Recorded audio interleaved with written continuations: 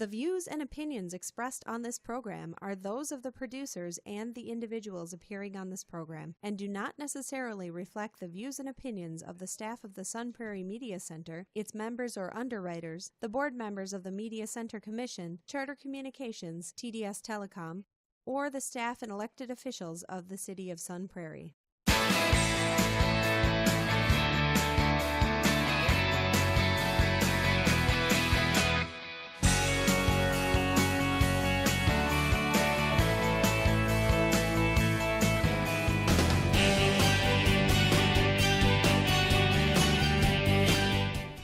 Hello and welcome to Real Reviews. My name is Jamison Rabbitt. The man seated next to me usually doesn't eat the yellow snow. His name is Mike Roth. Usually.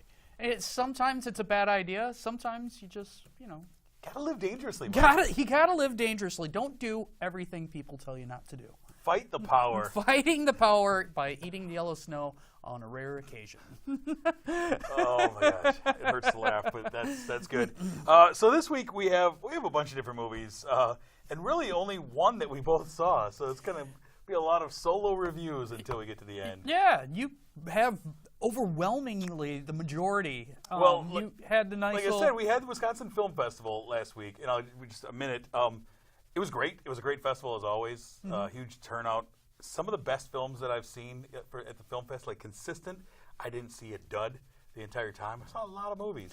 I'm actually a little jealous because there's a couple of those that I really wanted to see. Yeah, the big one being "Won't You Be My Neighbor," Mr. Rogers' documentary, which was tremendous. That'll be coming out in theaters though in June. We can talk about that then. Very cool. Yeah. So you're not going to review that one? I'm not going to review that one right now because I know you really want to see it. I really do. Thank you very much. You're awesome. There's plenty of other ones. And so let's just get started with what I have here on the marquee this week. The first one is a film called "You Were Never Really Here." Odd title from director Lynn Ramsey. Stars Joaquin Phoenix as a man named Joe. Joe is a traumatized veteran who is unafraid of violence, and he tracks down missing girls for a living. He suffers from PTSD and nightmares that just battle him from his just traumatic events in his life, from being in war, and he battles these suicidal tendencies throughout the movie. And that seems to almost fuel his fearlessness, is that we meet him where he places a bag over his head and sees how long he can go before he actually dies, before he takes the bag off. Oh, wow. And so you think, if you're willing to do that, maybe you're not so afraid of death. He's beyond the yellow snow thing. Yeah, as I said, goes out and finds kidnapped girls. At one point, he is hired by a senator to go out and find the senator's daughter who has been kidnapped and sold into a child sex slave ring. The movie itself is incredibly dark, both in tone and just in color. It's a very, very violent, very dark film. And his weapon of choice is to use a ball-peen hammer. He doesn't really use guns. He likes to get up close and personal. I did have a little concern when I saw the trailer and he's picking up the ball peen. Yeah, I'm like, wow. That's his choice. And it's very violent, but a lot of the violence in this movie is inferred rather than shown. You'll see him going up to somebody with a hammer, and then it'll cut, and then he'll be walking away, and you know what happened. You do see some of it, but a lot of it is inferred. So as I said, he goes to find this kidnapped daughter of a senator, and think the situation he gets into, think Hostel, that type of situation, kind of thing, or the Taken.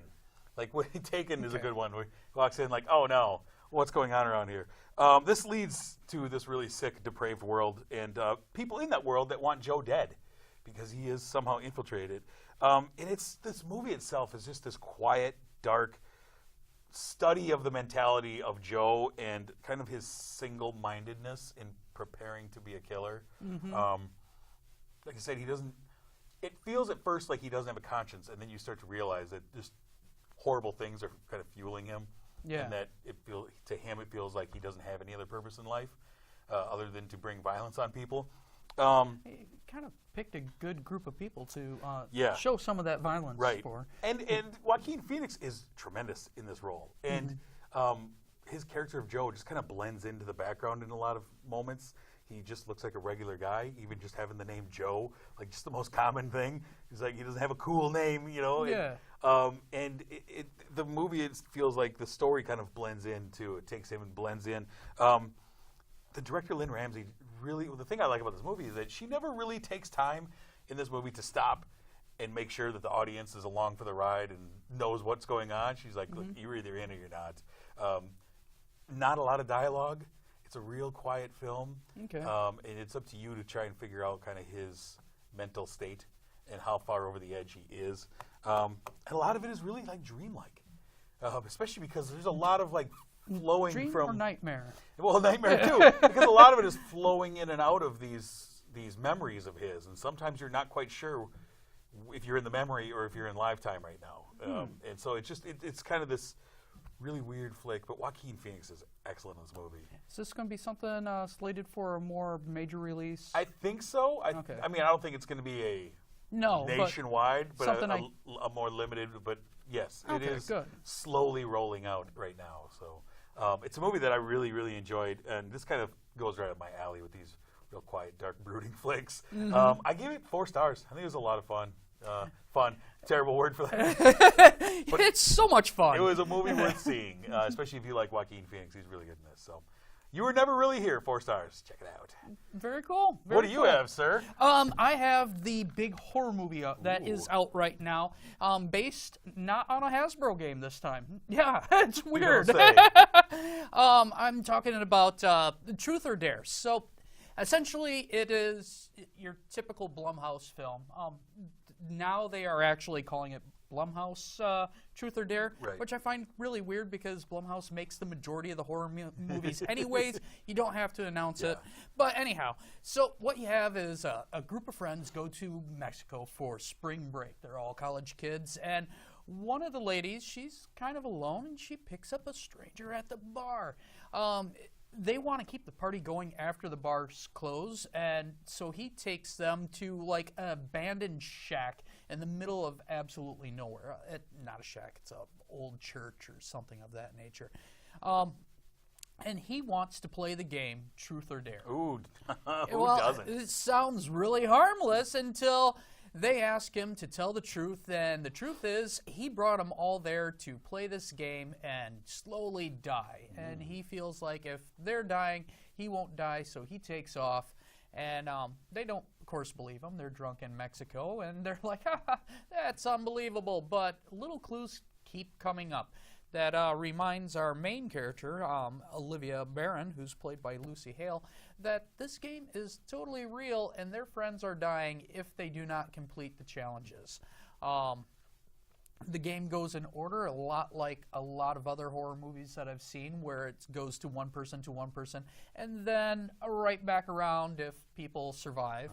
And the game forces them to tell things that should be secret, forces them to do things that hurts other people, possibly kills other people, and it just goes around until our numbers dwindle. Sure.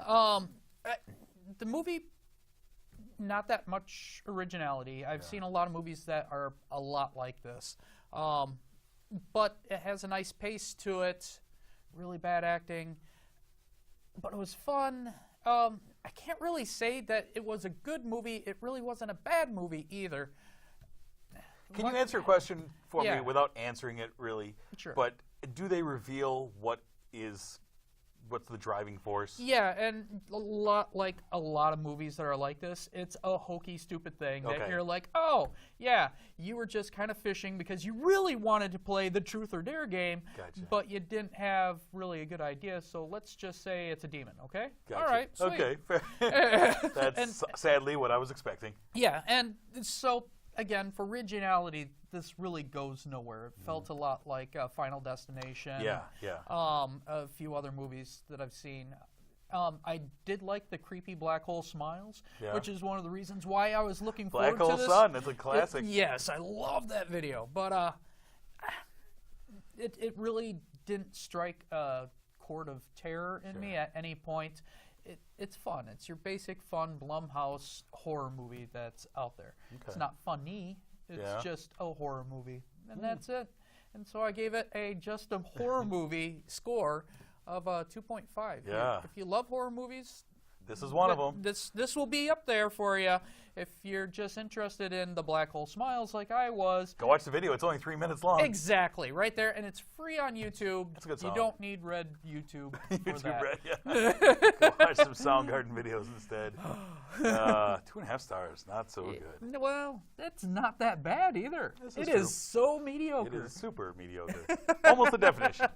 All right, the next movie I have on the marquee, sir, is a film called Hearts Beat Loud. It is from director Brett Haley. Brett Haley was the guy who made The Hero last year with Sam Elliott, one of in my top 10 favorite movies of last year. And he brings Nick Offerman back, who is kind of the stoner buddy in The Hero. Now he is the star of this film. He plays a man named Frank.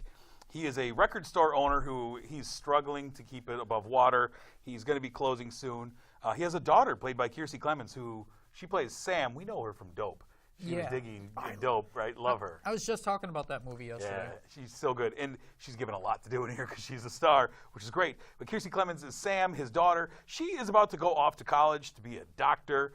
And Nick Offerman is always, as the dad, is constantly bugging her. Ted Danson is No way! Yeah. Oh, wow. You just saw him in the trailer. Ted Danson plays his buddy and bar owner Dave, and Ted Danson plays the role that Nick Offerman played in The Hero, where he's like the stoner buddy who has stoner philosophical discussions with him and kind of tries to lead him down the path. That's Ted Danson's role in this one, is the buddy. And I love how he's a bartender again. Yeah, Full he owns circle. the bar now. Going all the way around. Yeah, it's pretty great. And Toni Collette plays Frank's landlady, who is a pseudo-romantic interest as well, but she is his landlady. And so Frank is trying to get Sam to just jam with him. Let's have a jam session. They're both musicians. Come on, before you leave, let's have one good jam. They do, and he records it. And under her nose, he releases this song that they made onto Spotify, and suddenly it becomes a hit. Suddenly it is playing, and people are loving it. And Frank sees this as his big moment, that he doesn't know he's about to close the record store. He wants to run in this direction. This is a way to keep his daughter close. He's lost his wife. He's lost people that he loves, and he's about to lose her. And he says, don't go to college. We have to go on tour. We have to make more albums. You and me, we're going to live the rock and roll dream. But it's not her rock and roll dream. She's got a dream of being a doctor. And so it's this kind of big crossroads in his life when he wants to go one direction, she wants to go a different one. And it's a really sweet movie about a father and a daughter and about kind of growing up. And one of the things that, with all the movies that Brett Haley has done, with this, with Hero, with the one he did with Blythe Danner and Sam Elliott before that, they all are like really honest, intimate portraits of a time period. And a lot of it is about a time of change. The previous ones have been towards like end of life type changing, things that are happening. This one is like this big crossroads for a father and for a daughter, and which way they go, and moving on and embracing what you love, but sometimes you have to let go what you love. And I love the role reversal on this. Usually, like in most relationships, a father and parent or child, it's usually the child that would want to go have a rock and roll style. Yeah.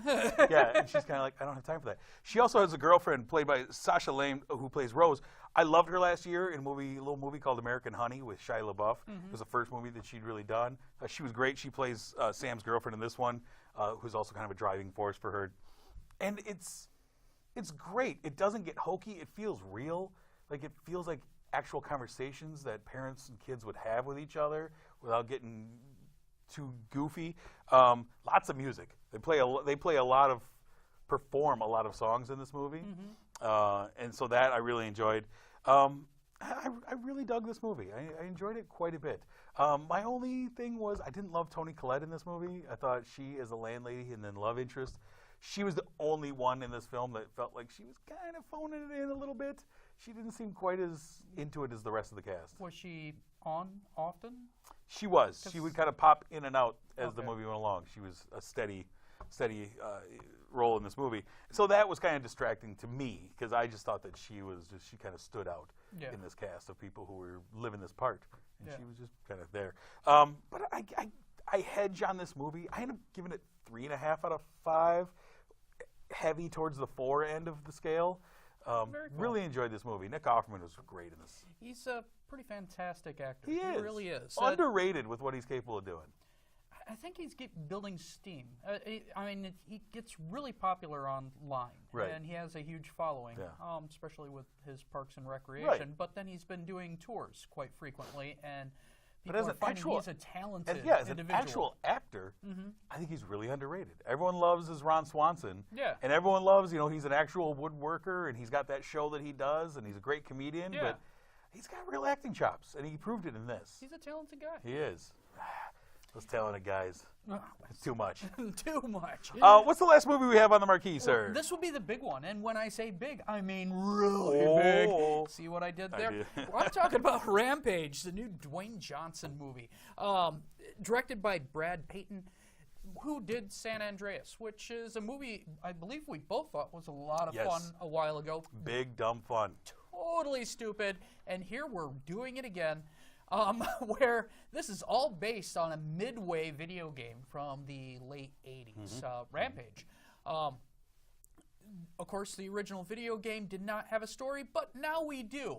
George, the ape from the video game, he is infected with a chemical that changes DNA that fell from a space station that blew up when There a was rat a went rodent nuts. of unusual size Yeah. up in space.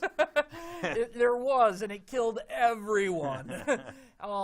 So 3 of these DNA things land on Earth in different locations, affecting 3 different animals. If you're familiar with the video game, you know it's going to be a reptile, a wolf, and an ape. Dwayne Johnson is friends with the ape, George. They can do sign language, they're buddies, they're able to calm each other down. They're pretty much life partners, if that was legal for them to be this. And after George is infected, Dwayne Johnson, he has overwhelming concern for his friend, who's becoming more aggressive. George escapes. The other 2 were never really captured. The company that made this chemical, they want specimens to come back to them so they could get some of their money back from this huge space station that blew up, cost them billions of dollars. So obviously they got a little bit of a want in this thing. Yeah.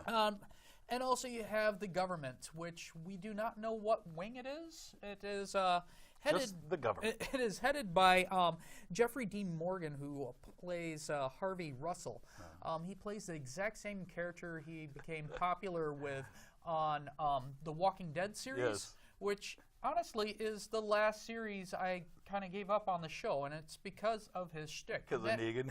And that is my one big complaints about this movie is he was trying to be Negan the entire time, and I don't like Negan at all. Yeah, that's a great problem. It's a cheap dime store Billy Bob Thornton, and I don't appreciate it. Billy Bob Thornton does it fantastic. Jeffrey Dean Morgan, he does it well, but it just does not fit. It's a one-note everything. character. It really is, and to have him in this movie being that character, The problem really is a lot of this upsetting. movie is one-note characters. I mean, your 2 villains played by Malin Eckerman and Jake Lacey are Yeah. like the nefarious corporate villains are so cookie cutter. Oh yeah, and they were acted horribly. Yeah, they were really bad. Very bad. Really, really bad. And bring that up also. A lot of the acting was absolutely terrible. Dwayne Johnson had a couple of good one-liners that I really enjoyed, but Sure. no one else really shined in this movie. What shines is the monsters. Beating up things, making things smash, little throwbacks and nods to the video game.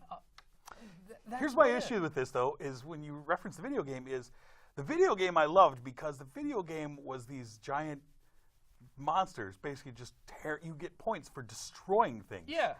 The movie is you have to root for the human who's trying to stop the monsters from destroying things. I don't need that. Well, in the video game, I'm sure you weren't supposed to root for them, but But you you were are playing them. You are them. Yeah. You're trying to destroy things. That's the object of the game. And in this one, I have to root for the human to stop that from happening. Like, oh, this is kind of the antithesis of the game. But I mean, it's a movie about this massive creature with growth hormones just coursing through its veins. Yeah. And then the 3 animals that are working alongside of him. See, Rock. so much CG. I get it. So much growth hormones. Yeah, it felt to me like a really basic action film. It was.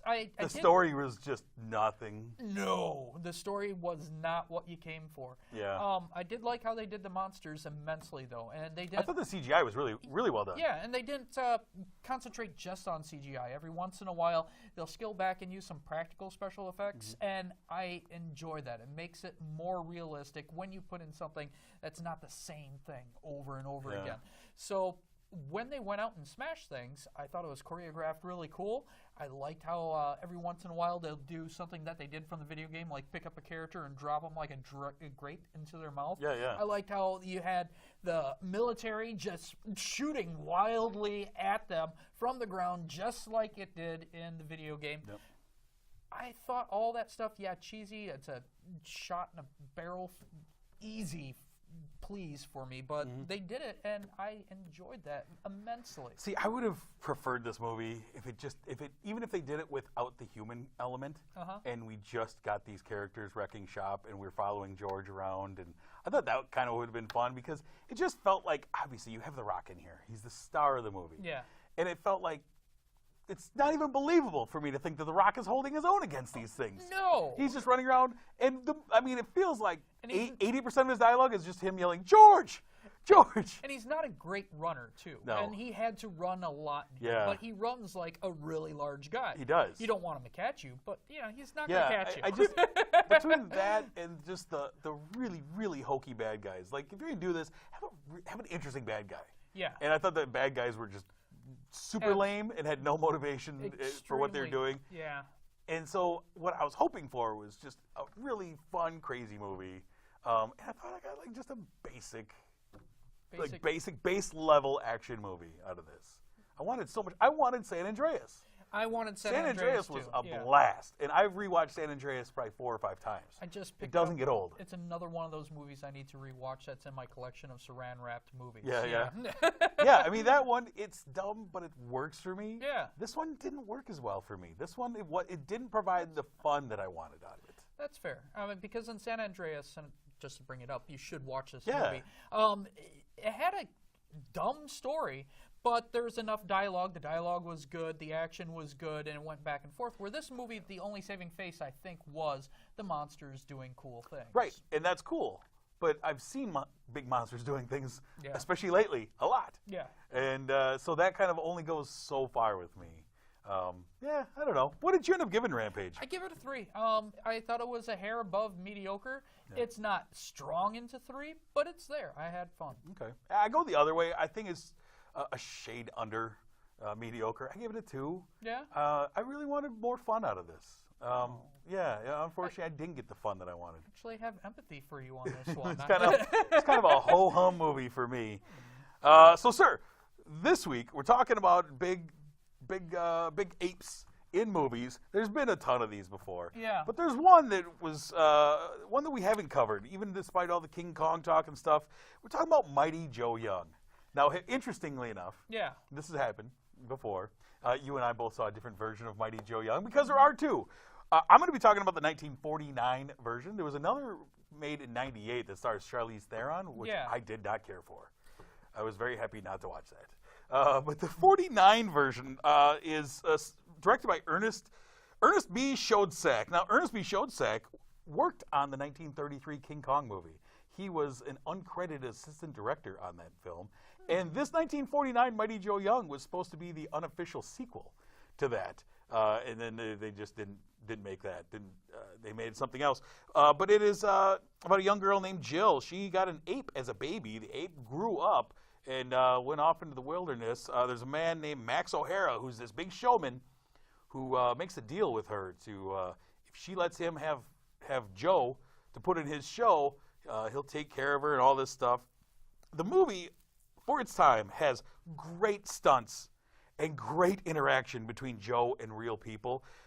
Just groundbreaking stop-motion animation. This is Ray Harryhausen's first film that he ever did stop-motion animation. Ray Harryhausen is the name of stop-motion animation. We came to love him when we were kids in Clash of the Titans. Yeah. But he was the guy, and this was the first time he ever worked on one of these films. And so you have this interaction between this stop-motion character and real-life people that works for the most part. I mean, it's 1949. You know what? I see the trailer, and this is the first time I've seen the trailer Yeah. for this, and I'm jealous. Yeah. I really wanted to watch. I want to watch this movie. You know what? I've got the movie sitting over here. You can watch it when we're done. I will borrow It's that. actually really well done. Now, music and like the reactions of the humans kind of stoke a lot of the tension in the movie.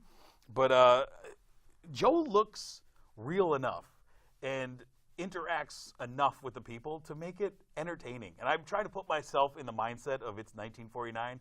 King Kong came out 15 years ago, but King Kong didn't interact very much with people, except for, you'd have the big palm come from off screen and Fay Ray would get in it, and there we go. But this one's a little more, and I really dug it. There's some impressive editing, lots of cool miniatures, and there's a great moment in here. The moment, because it does feel very much like King Kong. He's revealed in this thing. We're going to do a little show with him, and things have to turn, so he starts wrecking shop. It's because 3 drunks go backstage and decide to get Joe drunk and just start giving him bottles of booze, and the big ape can't handle his liquor and starts tearing the place up. It's fun. That's usually how it goes. So. Isn't it? Yeah. Yeah. Don't give the big guy too much. Yeah, it's an enjoyable flick. Now, like I said, 1998, they came out with a new one starring Charlize Theron and Bill Paxton. And I really don't want to talk too much about it. Directed by Ron Underwood. It's Big Ape, Poachers. Yeah. I remember not loving that flick. I watched it a long time ago. Yeah. I forgot most of it. Fair. And when we chose this, I was like reading what the 41 was. Yeah, the synopsis. The synopsis.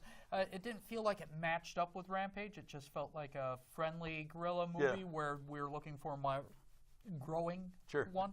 And I thought Mightyjoyoung fit the bill from 98. Yeah. Yours fit a lot better. Yeah, it seemed to work out. So I recommend it. There's a DVD out there of it. I recommend it. It's a good flick. Good monster flick. I'm going to have to watch it. All right, good. Along with a bunch of other things. Yeah, just put it on the stack. No problem. All right, let's take a quick look ahead at what is going to be coming out the weekend of April 27th. We have Avengers Infinity War. That's it. That's the movie that weekend. If you want to watch that with us, if you are here local, though, if you want to come watch it with us, we are going to be showing it on May 5th, Cinco de Mayo, 3 p.m. at the Palace here in Sun Prairie, our wonderful sponsor. We're going to be having a celebration. You can get tickets if you want to find out how to get tickets. Find us online. Go to our Facebook page or find us on Twitter, Real Reviews TV. We have links up there to find out how to get tickets, all the information you would need. And if you're a little, shy around big stars like us, and you want to get your stuff a little more underground, you could go right into the Sun Prairie Media Center or the Sun Prairie Library, and they will give you your tickets. Right. You get the price covers your ticket, some popcorn, and a soda, and maybe come out and meet your favorite movie guys. But that is... well, if they're us. Yeah. That is going to be 3 p.m. on May 5th, so we hope you it's a fundraising event. Yeah. So if nothing else, come out, support us, and support the Media Center and the programming that we provide for you. It's a nice, easy way to fundraise, and to support us, and get a great thing out of it. Get to see Avengers Infinity War. Yeah. So that's what we have there. Again, we want to thank our sponsor, Marcus Theaters, for sponsoring the show. We appreciate it. We're looking forward to this big event. We hope you come and see us too. If you want to find previous episodes of Real Reviews, you can find them by going to sunprairiemediacenter.com. It's an on-demand player there. You can click on that. There's 208 episodes of this program on there. You can check that out. You Closing can on 300. It's right around the corner, Mike. Did you know, sir, that this week is also our 4-year anniversary? As we sit here, it has been 4 years. Well, happy anniversary. That just dawned on me. Wow. Yeah, we're there. I didn't get This you is anything. episode 208. That would be 4 years. I'm totally feeling... unprepared. You know what? I still feel the same after all these years. I forgot my anniversary this week, so don't feel so bad. Forgetting this anniversary isn't as bad as your wedding anniversary. What? Love you, Miss Sarah. Anyways, you can also find us on YouTube if you search Real Reviews K-Sun, K-S-U-N. Next week, we are going to be talking about I Feel Pretty, Super Troopers 2, and Traffic. Yeah. But until that time, I'm Jamison. I'm Mike Roth. Thanks for watching.